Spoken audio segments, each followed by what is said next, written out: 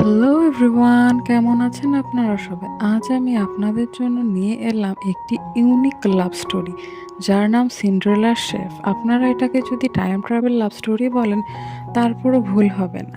এই কাহিনীটি হলো একটি মেয়ের, যে কিনা প্রেজেন্ট টাইম থেকে ৩৬০০ বছর পিছিয়ে চলে যায় এবং সেখানে এক যোদ্ধার সাথে তার বিবাহ হয় ও সেখানে তার লাভ স্টোরি এগোতে থাকে। এই পর্যায়ে আমি আপনাদেরকে বলে দিতে চাই, আমাদের আগের চ্যানেলটা নষ্ট হয়ে যাওয়ার কারণে বেশ কিছুদিন আমাদের কাজ বন্ধ ছিল।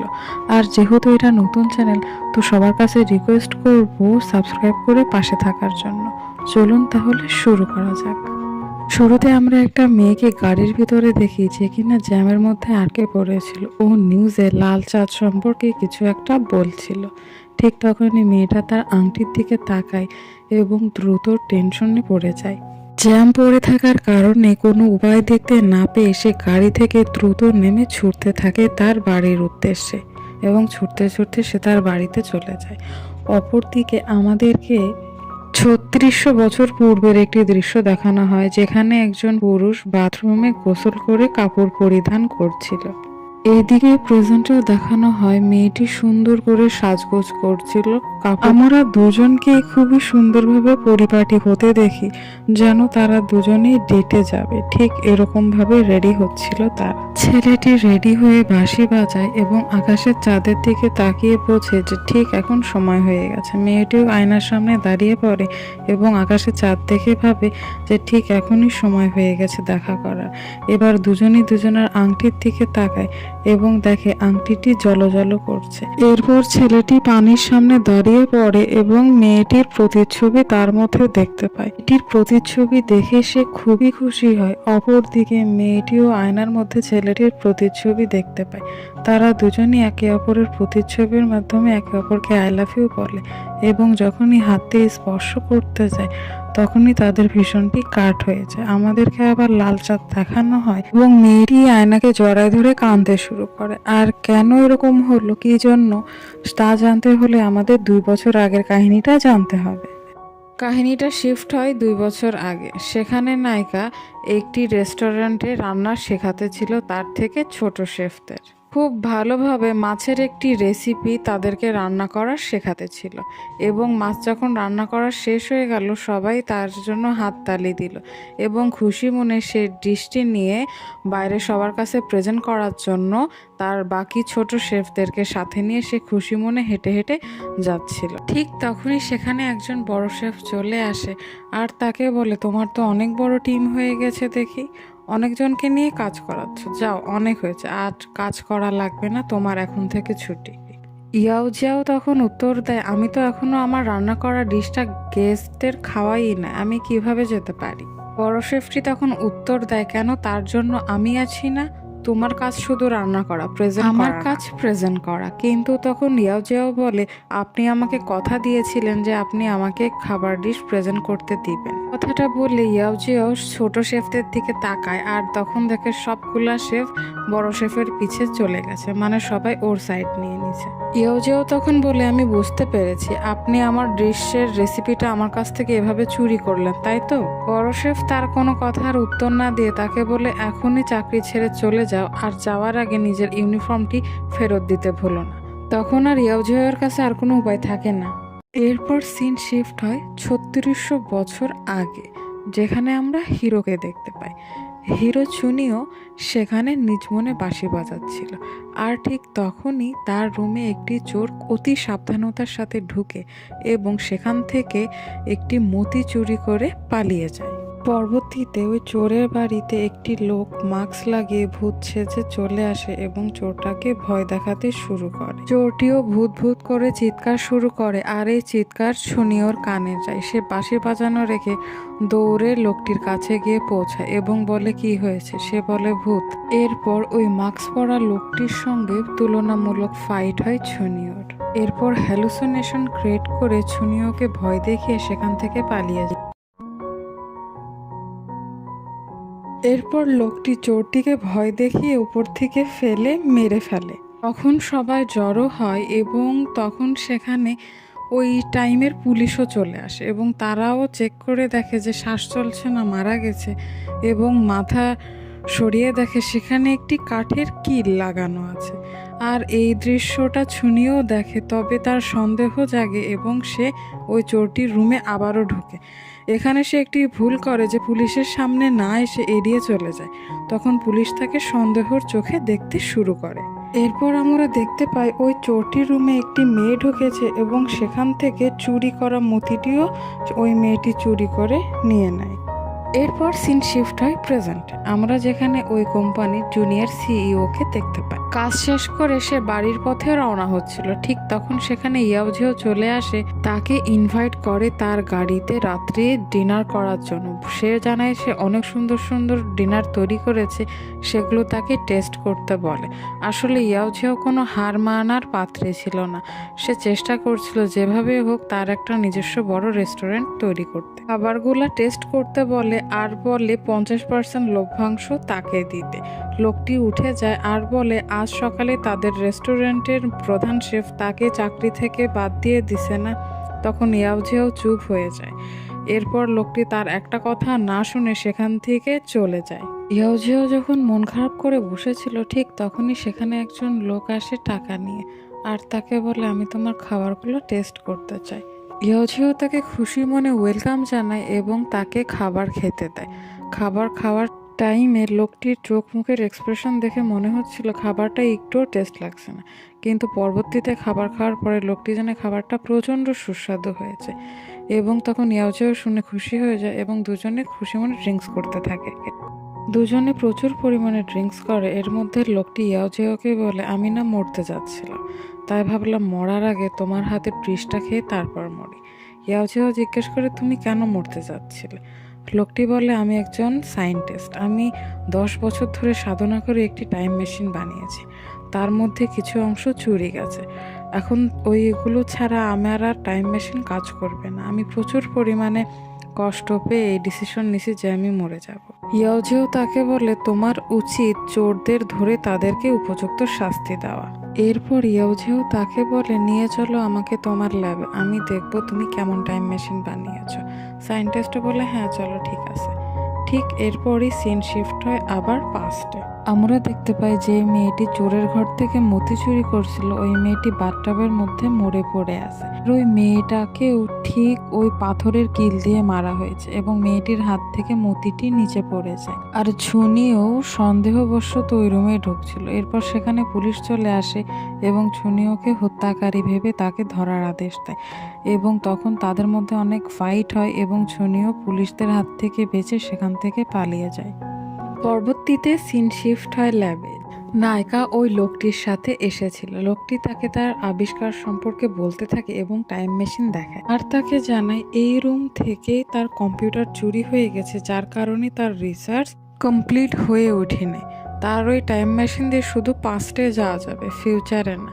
ইয়াওঝিও লাল চাঁদ দেখে বলে চাঁদটা আজকে এরকম কেন? লোকটি বলে যে মাঝে মাঝে এরকম হয়, তবে এই চাঁদটা যখনই এরকম লাল হয়ে যায় ঠিক তখনই আমার টাইম মেশিনটি কাজ করে। ইয়াওঝিও সেখানে একটি রিং দেখতে পায়, তাকে জিজ্ঞেস করে এটা কিসের রিং? এটি একটি ম্যাজিক্যাল পাওয়ারওয়ালা রিং। এই কথাটা লোকটি ওকে জানায় এবং বলে যে এই রিংটার সাহায্যে এক জায়গা থেকে অন্য জায়গায় যাওয়া যাবে। নায়িকা রিংটি পড়তে চাইলে তাকে রিংটি বের করে দেয় এবং সে রিংটি নিয়ে পাগলামি করে। চাঁদের দিকে তুলে ধরতেই সেখানে আলোর রশ্মি জ্বলে ওঠে। চাঁদও তখন লাল হয়েছিল এবং তখন টাইম মেশিনও কাজ করা শুরু করে দেয় আর অ্যালার্ম বেজে যায়। তখন সেখানে সিকিউরিটি গার্ড আসে এবং তাদেরকে দেখে বলে কারা তোমরা, এখান থেকে চলে যাও। আর ওই দুই মাতালও তখন বলে হ্যাঁ আমরা এখান থেকে চলে যাব বলে মেশিন অন করে দেয়। পরবর্তীতে আমরা পাস্টের একটি দৃশ্য দেখতে পাই যেখানে একটি মেয়ে হুবহু ইয়াওঝিওর মতো দেখতে, আর সে বিয়ের সাজে ছিল এবং তার গার্ডসদের সাথে রাগারাগি করছিল যে সে কোনো মতেই বিয়ে করবে না, তার জন্য সে সুসাইডও করে ফেলতে পারে। দিকে আমরা ইয়াওঝিওকে দেখি যে টাইম মেশিনের সাহায্যে পাস্টের টাইমে চলে আসছিল, আর এইদিকে এই মেয়েটিও বিয়ে করবে না বলে ঝাঁপ দেয়। তো তখনই ওই মুহূর্তে ইয়াওঝিওর সোল আর ওই মেয়েটির সোল একসাথে অ্যাটাচড হয়ে যায় ধাক্কা লেগে। আর তখনই ওখানে ওর যে গার্ডগুলো ছিল তার মধ্যে থেকে একজন ওই মেয়েটিকে তুলে নেয় এবং ঘোড়ার গাড়িতে বসায়। কিছুক্ষণ পর যখন ইয়াওঝিও চোখ খুলে তখন সে হতবাক হয়ে যায়। তার পোশাক দেখে এবং দেখে তার হাতও বাঁধা। ইয়াওঝিও একটু কনফিউজ হয়ে যায় যে ঘোড়ার গাড়িতে করে তাকে কোথায় নিয়ে যাওয়া হচ্ছে। পরবর্তীতে সে বাইরে তাকালে দেখতে পায় সেখানে ওই বড় হোটেলের সিইও, জুনিয়র সিইও, কিন্তু এখানে সে একটি সাধারণ কর্মচারী ছিল। ইয়াওঝিও তাকে দেখে মনে করে এটা কোনো নাটকের শুটিং হচ্ছে, তাই ও এগুলো খুবই এনজয় করতে থাকে এবং পাশে যে লোকগুলো ছিল তাদেরকে জিজ্ঞেস করতে থাকে তোমাদের নাটকের জন্য কত টাকা দেওয়া হচ্ছে, কিন্তু তারা কিছু না বলাতে তার হঠাৎ করে কাল রাত্রের কথা মনে পড়ে যায়, সেই টাইম মেশিনের কথা আর যা ঘটনা ঘটছিল সেই সকল কথা। এরপর ইয়াওঝিও খুব ভালো করে বুঝে যায় যে সে পাস্টে চলে এসেছে এবং পরবর্তীতে সিন শিফট হয় হিরোর দিকে, যে সেখানে তার একটি বেস্ট ফ্রেন্ডই বলা যায় তার সাথে দেখা করতে এসেছিল। আসলে সে একজন গুপ্তচরের কাজ করত আর ওই মেয়েটি তাকে বিভিন্ন ইনফরমেশন দিয়ে সাহায্য করত। মতির কারণে যে খুন খারাপই হচ্ছিল এই বিষয়ে সে তদন্ত করছিল। মেয়েটির সাথে এই বিষয়ে কথাবার্তা চলে। এটির নাম উই উই। মেয়েটি তাকে জানায় ইয়ন বাই চঙ্গে নামে একটি লোক আছে যে কিনা সবসময় মতি কালেক্ট করে, আর মতি কালেক্ট করার জন্য যার কাছে মতি থাকে তাকে মেরে ফেলে। শাচনীয় বলে তাহলে তাকে ধরতে হলে তো আমার তার সাথে মিশতে হবে, এত সহজে এই তো লোককে ধরা সম্ভব হবে না। তাকে বলে যে হ্যাঁ, লোকটির অবশ্যই একটি স্বভাব আছে যে সবসময় নিজের কাছে একটি ভাঁজ পাখা রাখে। এরপর সিন শিফট হয় হিরোইনের দিকে, যেখানে তারা ঘোড়ার পিঠে অনেক দূর চলার পরে এক জায়গায় থামে একটু বিশ্রাম নেবার জন্য আর কিছু পানাহার করার জন্য। ঠিক সেখানে শাচনীয় বসে কিছু পান করছিল, আর ঠিক তখনই ইয়াওঝিও লক্ষ্য করে এই সেই রিং, আর রিংটি দেখে আগের পুরাতন কথা মনে করে এবং সে বুঝতে পারে যে এই রিংটি অতি সাবধানতার সাথে রাখতে হবে। তাই সে আংটিটি খুবই ভালো করে একটি কাপড়ের মধ্যে জড়িয়ে তার পোশাকের মধ্যে রেখে দেয়। পরবর্তীতে তার নজর পড়ে শাচনীয়র ওপর। শাচনীয়কে দেখে সে মনে করে যে এটা অবশ্যই নাটকের লিড ক্যারেক্টার হবে, আমার তার কাছে যেতে হবে। আসলে তার মাথা থেকে এই ভূতটা কখনোই নামছিল না যে সে কোনো অ্যাক্টিং করতেছে।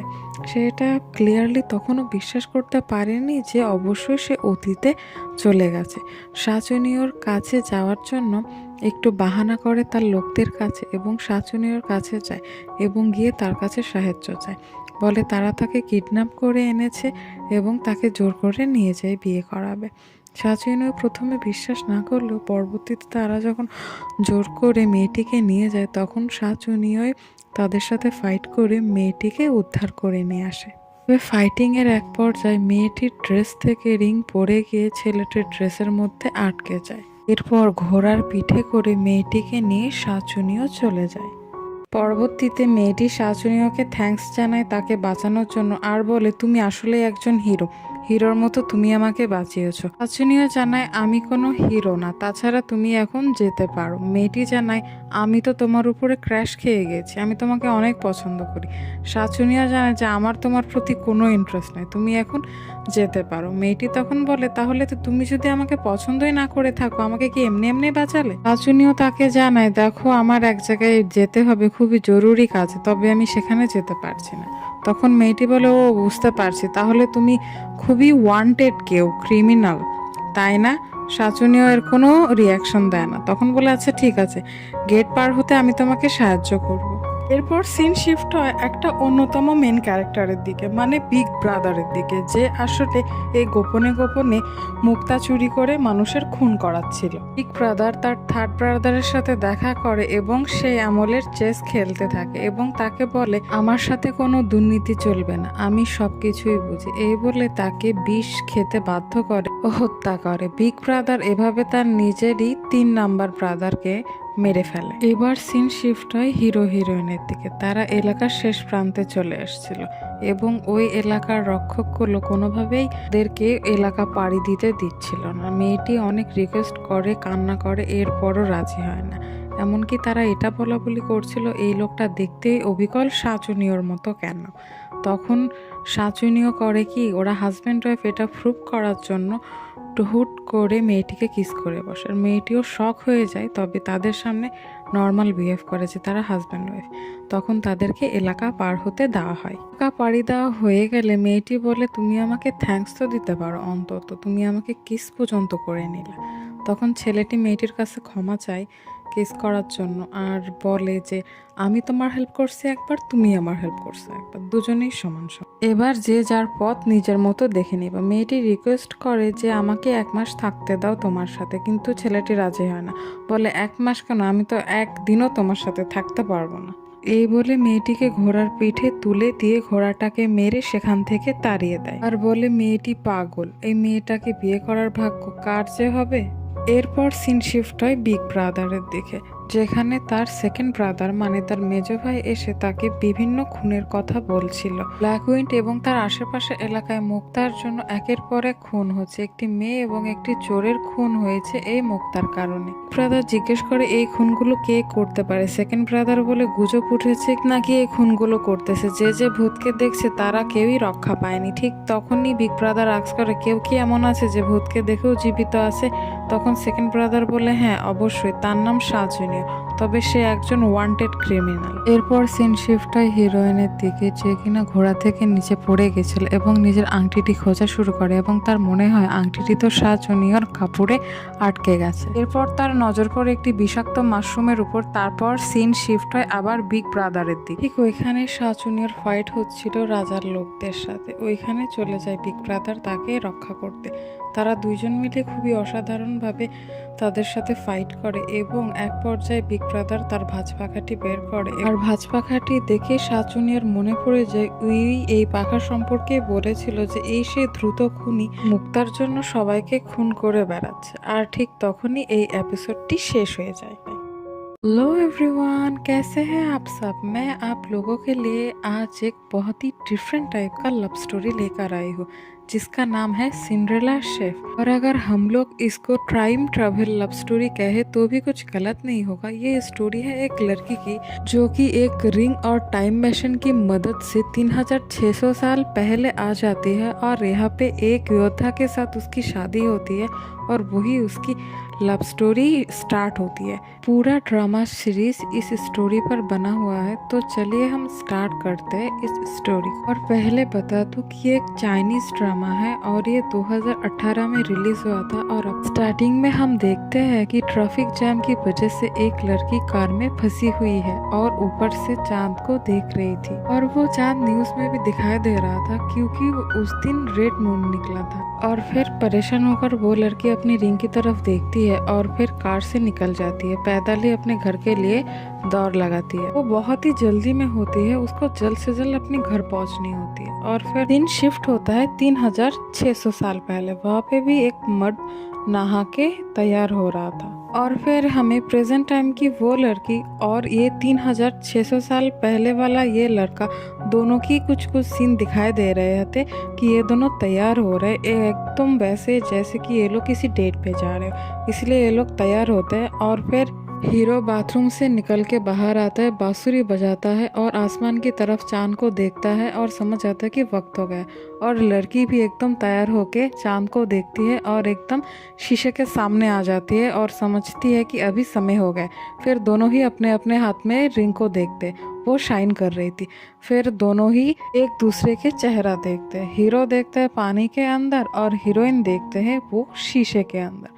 दोनों एक दूसरे को देखते, स्माइल करते और एक दूसरे को आई लव यू भी कहते। और जब भी दोनों एक दूसरे को टच करने वाले होते उसी वक्त वो फिशन कट हो जाता है, और जैसे ही ये फिशन कट हो जाता है लड़की एकदम रोने लगती है। आसमान में वो लाल चाँद फिर से दिखाया जाता है और फिर वो लड़की शीशे को पकड़ के एकदम रोने लगती है। और ये सब क्यों हुआ, किस लिए हुआ, ये जानने के लिए हमें 2 साल पहले वाली कहानी को जानना होगा। तो कहानी शिफ्ट होती है 2 साल पहले। उस वक्त हीरोइन जो है उसका नाम रहता है याओजेओ। वो सबको खाना बनाना सिखा रही थी, एक 5 स्टार होटल में शेफ का काम कर रही थी। वो एक मछली को कैसे पकाया जाए, कैसे उसका एकदम अच्छे से स्वाद आए, वो सिखा रही थी अपने से छोटे शेफ्स को। जैसे ही खाना बनाना खत्म होता है सभी लोग उसके लिए तालियां बजाते हैं। उसके बाद वो सारे छोटे शेफ्स को लेके बाहर आ रही थी एकदम हिलते डुलते डांस करते हुए, और तभी वहाँ पे एकदम बड़ा वाला शेफ आ जाता है और उसे कहती है कि वाह वाह क्या बात है। तुमने बहुत कम कर लिया, अब तुम्हारी छुट्टी है, तुम घर वापस जा सकती हो। याओजियो कहते हैं क्यों, मैंने तो अभी भी अपना डिश कभी किसी गेस्ट को टेस्ट भी नहीं करवाया। बड़ा वाला शेफ कहते क्यों, उस काम के लिए मैं हूँ ना, तुम्हारा काम है सिर्फ खाना पकाना, गेस्ट के सामने सर्व करना नहीं। याओजियो कहते क्यों, आपने तो मुझे प्रॉमिस किया था कि आप मुझे सर्व करने देंगे, क्यों कहा था कि नहीं। ये बात पूछ के जब वो अपनी की पीछे तरफ देखते हैं कि सारे शेफ्स को वो पूछ रही थी, पर कोई भी शेफ उसके साथ पीछे नहीं, बल्कि एकदम वो बड़ा वाला शेफ के पीछे चली जाती है। मतलब सबने उसका साथ देना शुरू कर दिया है। याओजियो कहते हैं अच्छा अब मैं समझ गई, आपका यही तरीका था ना मुझसे मेरी डिश की रेसिपी चुराने का, आपने मेरी रेसिपी चोरी के और कुछ नहीं।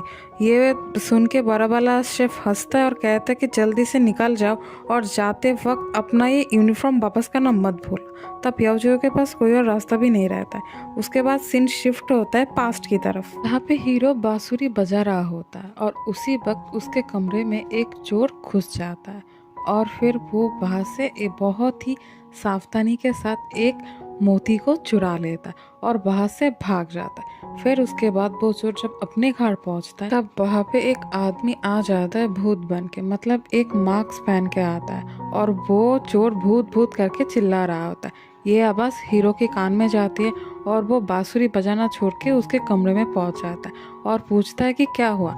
वो चोर कहता है भूत, और फिर हीरो के साथ उस आदमी की बहुत ही जोरों शोरों से फाइट होती है और फिर वो आदमी एक कैंडल के मदद से वहाँ पे हेलुसिनेशन क्रिएट करके भूत बन के हीरो को भी डरा देता है और वहाँ से भाग जाता है। और फिर उस चोर के पीछे पड़ जाता है जिसने मोती की चोरी की थी, उसको डरा के उसको ऊपर से नीचे फेंक देता है और उसको मार डालता है। फिर उसके बाद लोग जमा हो जाता है और उसी वक्त वहाँ के उस जमाने का भी पुलिस आ जाता है और देखता है कि इसकी तो सांसें नहीं चल रही और ये मर गया है। और फिर उसकी सर की पीछे की तरफ देखता है कि एक पत्थर का कील बना हुआ है बहुत बड़ा, उसकी मदद से ही उसकी जान गई है। हीरो भी ये सब कुछ दूर से देख रहा होता है और उसको शक होता है, इसीलिए वो इन्वेस्टिगेशन करने के लिए उस आदमी के कमरे में पहुंचता है। और यहीं पे वो एक बड़ा वाला मिस्टेक ये करता है कि पुलिस के सामने से चला जाता है, तो पुलिस को उसके ऊपर शक पैदा होता है। और फिर हम देखते हैं कि उस चुराई हुई मोती को एक लड़की चोरी कर लेता है और फिर सीन शिफ्ट होता है प्रिजन में। और फिर हम देखते हैं उस कंपनी का जूनियर बॉस आते हैं और वहीं पे याओजियो खुशी में उसका इंतज़ार कर रही थी और कह रही थी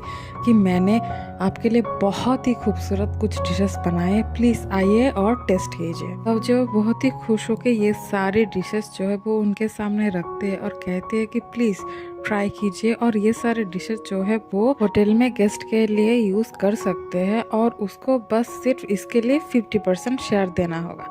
पर ये आदमी गुस्से होकर चले जाते हैं और उसे कहते हैं कि आज सुबह ही हमारा बड़ा वाला शेफ ने तुम्हें निकाल दिया था ना, तो फिर ये सब ट्राई मत करो। ये कह के वो चले जाते। याओजियो बहुत रोकने की कोशिश करते उनको, पर वो नहीं सुनते। तभी वहाँ पे एक आदमी आ जाता है पैसे लेकर और याओजियो से कहता है कि आज मैं मरने वाला हूँ, पर सुसाइड करने से पहले मैं तुम्हारे हाथ का बना हुआ खाना खा के मरना चाहता हूँ। याओजियो भी खुश होकर उनको अपने डिशेस सर्व करते हैं और आदमी जब भी खाता है अपना एकदम गंदा सा शक्ल बना लेता है जैसे कि डिश बहुत ख़राब हो, पर खाने के बाद कहते हैं कि डिश बहुत ही टेस्टी है। याओजियो को भी ये बात सुन के एकदम शांति मिलती है। फिर दोनों मिलकर बहुत ही ड्रिंक्स करने लगते हैं और ड्रिंक्स करते करते याओजियो उससे पूछते कि तुम सुसाइड क्यों करना चाहते हो, क्या हुआ।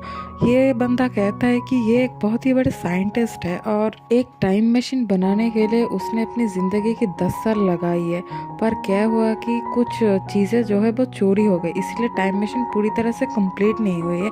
उसकी टाइम मशीन से सिर्फ पास्ट में ही जाया जा सकता है, फ्यूचर में नहीं। इसलिए वो बहुत ही अपसेट है, इसलिए आज वो सुसाइड करना चाहता है। याओजियो कहता है बिल्कुल नहीं, सुसाइड मत करो, बल्कि उस चोर को ढूंढो और उसे कड़ी से कड़ी सजा दिलवाओ। चलो मुझे अपना लैब लेके चलो और दिखाओ कि तुम्हारा क्या क्या चोरी हो गया। और ये आदमी भी उसके बात पे राजी हो जाता है। उसके बाद सीन शिफ्ट होता है पास्ट और हमें वो लड़की दिखाई जाती है जिसने चोरों के घर से वो चुराया हुआ मोती को दोबारा चोरी किया। हीरो भी उस चोर के कमरे में आया हुआ होता है और उस लड़की की लाश को देखता है और ये भी देखता है एकदम इसकी भी मौत वैसे हुई जैसे उस चोर की मौत हुई थी। और हमें वहाँ पे मोती भी दिखता है जो उस लड़की ने चोरी की। हीरो उस लड़की की लाश के सामने खड़े होकर देख रहा होता है, उसी वक्त वहाँ पे पुलिस आ जाती है और उनको लगता है कि ये दोनों खून इस लड़के ने किया। उसके बाद हीरोइन पुलिस के साथ लड़ाई करता है और वहां से भाग जाता है। फिर उसके बाद सीन शिफ्ट होता है प्रेजेंट में, जहाँ पे हीरोइन आई हुई थी उस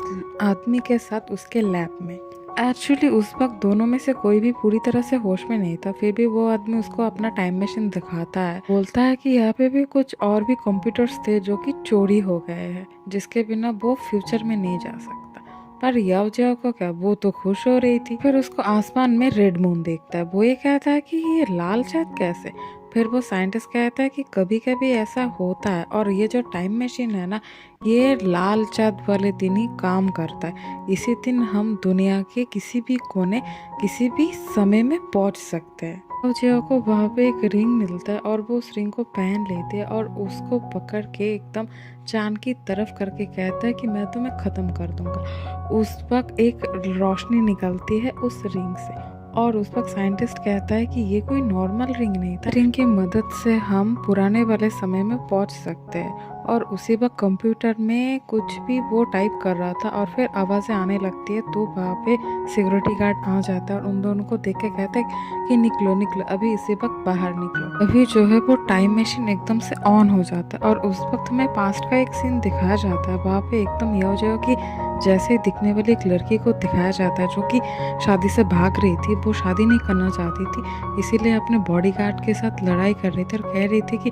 देखो तुम लोग अगर जबरदस्ती करोगे ना तो मैं सुसाइड कर लूंगी। वी एक्टिव हुआ टाइम मशीन की मदद से याओ जियाओ भी पास्ट के टाइम में चले जाने लगती है और जैसे वो लड़की सुसाइड करने वाली होती है उस वक्त उसका सोल और याओ जियाओ का सोल दोनों एकदम कनेक्ट हो जाते एक साथ। और फिर उसके बाद वो लड़की बहुत से नीचे गिर रही होती है तो उसका एक बॉडीगार्ड उसका हाथ पकड़ के उसको ऊपर की तरफ खींच लेता है और उस लड़की को बचा लेता है। उसके कुछ समय बाद याओ जियाओ की आंख खुलती है और वो एकदम हैरान हो जाता है कि उसके हाथ भी बंधे हुए थे और उसके कपड़े जूते सब कुछ एकदम डिफरेंट थे और वो एकदम शॉक हो जाता है कि वो एक घोड़ा गाड़ी में कैसे आ गया। फिर जब वो बाहर देखता है तब उसको वो होटल का जूनियर बॉस नजर आता है और उसको लगता है ये कोई नाटक का शूटिंग हो रही है, पर यहाँ पे उसका जो वो जूनियर बॉस था यहाँ पे तो कोई एकदम साधारण सा कर्मचारी था और उसके बाद भी उसको समझ नहीं आ रही थी।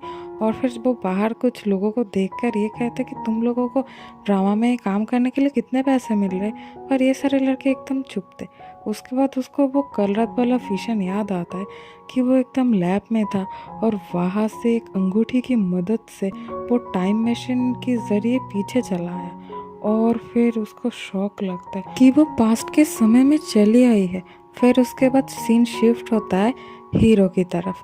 एक्चुअली हमें इस वक्त पता चलता है हीरो जो है वो एकदम सीक्रेट स्पाई है और वो एक लड़की से मिलने आई होती है जो भी उसके लिए असिस्टेंट का काम करती है, जिसका नाम है उई। हीरो जो है कुछ दिनों से मोतियों की वजह से जो खून हो रही थी उसके बारे में उससे बात करता है और कहते हैं कि तुम्हें कुछ पता चला। उई कहती है कि यून बाई चोंग नाम का एक आदमी है जो इसको पुरानी चीजें कलेक्ट करने का और स्पेशली मोती कलेक्ट करने का बहुत शौक है।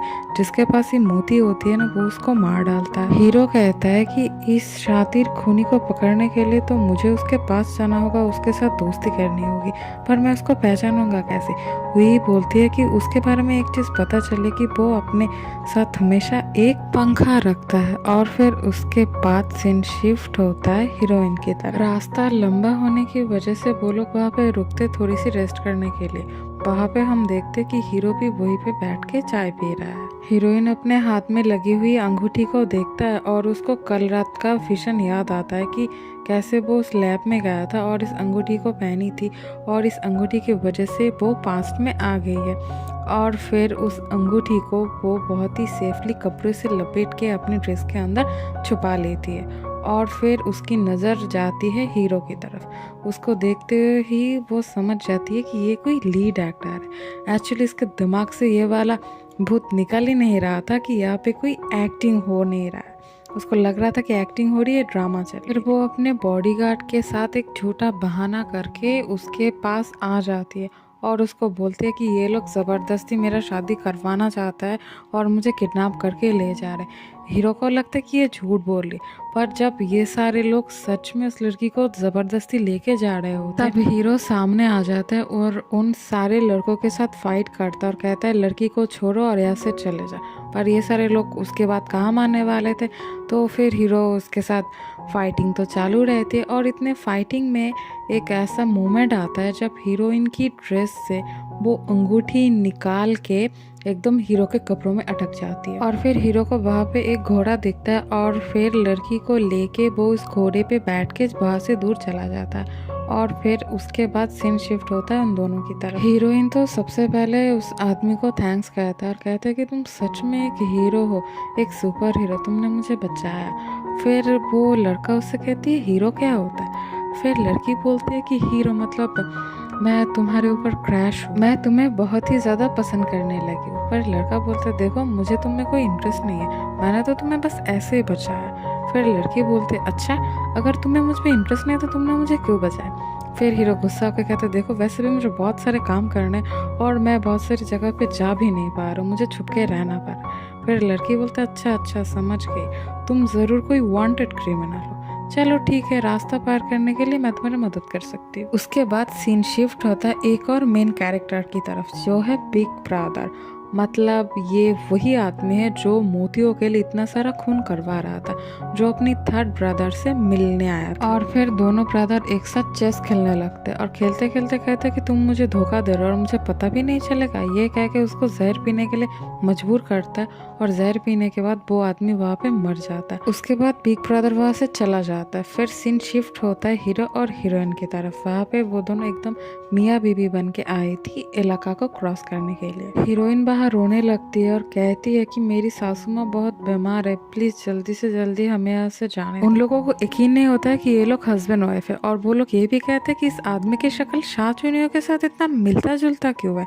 और फिर वो हीरो हीरोइन को एकदम पकड़ के किस कर लेता है। हीरोइन तो एकदम शॉक हो जाती है कि ऐसे कैसे किस कर लिया। और फिर वो लोग एकदम ऐसे ही रिएक्ट करते हैं जैसे ये लोग हस्बैंड है। उसके बाद दोनों आराम से इस इलाके को क्रॉस कर लेते। फिर उसको लड़की बोलते तूने मुझे थैंक्स भी नहीं कहा, मैंने तुम्हारी मदद की और तुमने मुझे किस भी कर ली। हीरो बोलता है पहले मुझे माफ करो कि मैंने तुम्हें किस किया इसलिए, और वैसे भी एक बार मैंने तुम्हारी मदद की तो दूसरी बार तुमने भी मेरी मदद की, अब दोनों अपने अपने रास्ते। बोलते अच्छा तो फिर तुम्हारा नाम जरूर शाह चुनिया होगा है ना।